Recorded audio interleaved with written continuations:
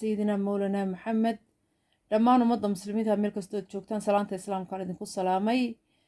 waan nasanaynaa ku nasta ilaahay abuurtiisa iyo buuraha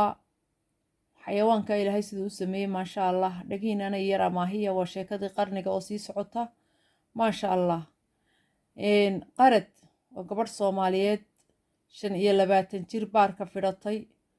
markayse kaa sii jeedsato timaheeda badi waxay ka qabaan cadceedda inay kaa qarinayaan aad moodo qawdhan oo aabbaheeda qani ilaahay ka dhigay xoolo ilaahay ku manaystay dad ilaahay ku manaystay qaayiba hooyadeed weligeedba axmay odhan ta tiri maaha maasha allah reer ladan oo badhaadho ku jira oo la tuhmayo ayay ka dhalatay inanta qarad qiimaheeda lama koobi karo qarad waxa ay u dhalatay dadnimo iyadoo 9 jira iyo aqalkeedu dhammaystirnaa 10 jir markay ahayd kabdaheedu waa samaysnaayeen maasha allah qarad meeshay degtay cidina may degeen laakiin weli alla meel ma dejin waa 25 jir aan weli meel degin laakiin markay 17 jir ahayd 100 halaad iyo la soo tubay iyo faras oo ka dhaqaajisay maya bay tiri aabba kani kaygii maaha markay 22 jir ahayd 2 tiro ariya iyo 50 geela la keenay maya bay tiri hadda oo ay 25 jir tahay meel loo quuro iyo meel cid soo hadal qaadi kartaaban jirin maasha allah iyadu waxay doorato mooyaan hadda waa la daalay waa laga daayayba hadalkii maasha allah qambi waa qarad adeerkeed xeradiisa waxa ku jira 10 riyaad oo mid cadho leedahay iyo 4 geela maasha allah halkan waxa jooga waxa jooga qaybdiid waxa weeyaan nin inan la yaala xaasa caydha xoolaba awr cadho leh iyo 2 halaad oo maal ah adhina 12 neef oo 2 la waayay oo 13 ka soo hadheen ayaa u jooga wuxuu yidhi ragga damac iyo dooktoona kama dhammaado inan la yaal aan iska furin oon iska faydin wuxuu yidhi allahayow bannaankaba buur kama malaysan qarad wax hadal kula dhaca iyo wax erey yidhaah xataa adeerkeed qambi gawsaha ou qaniino markay xoolaha dib u celisi iyo markay ragga diida mooyaane hooyadeed qaayibana haba sheegi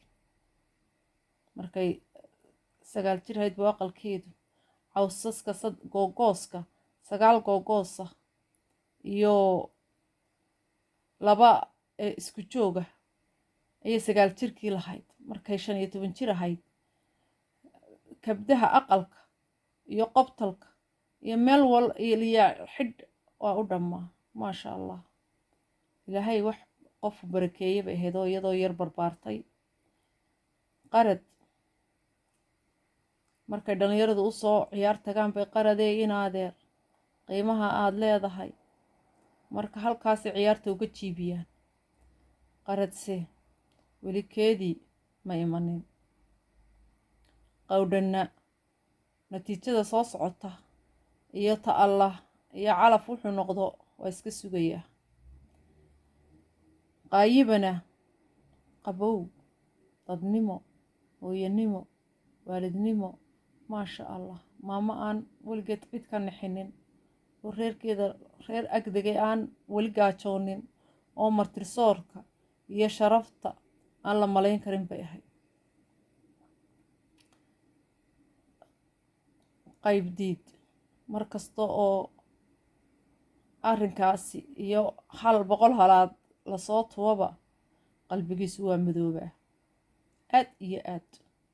niyadiisu waa xumayd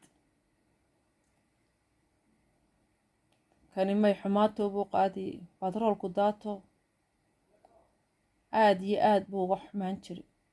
allana waa ka hor dhaqaajin jiray saa qarad baaba diidee markuu qarad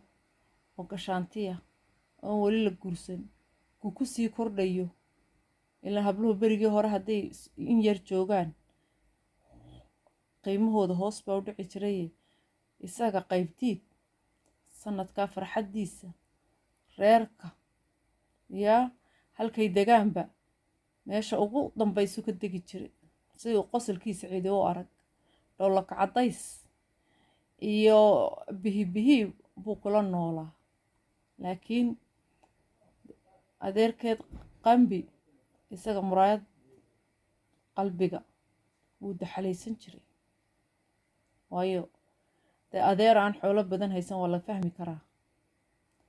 inaan la yaalaan xoolo badan haysan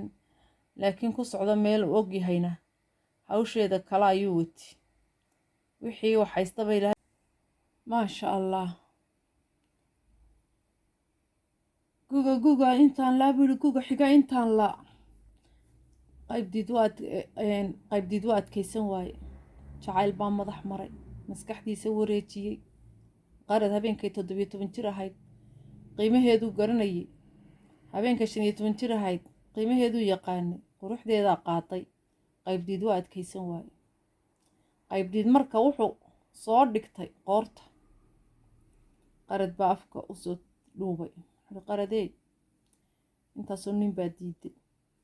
intaasoo xoolo ah lagaa soo bixinayay intaba waad nacday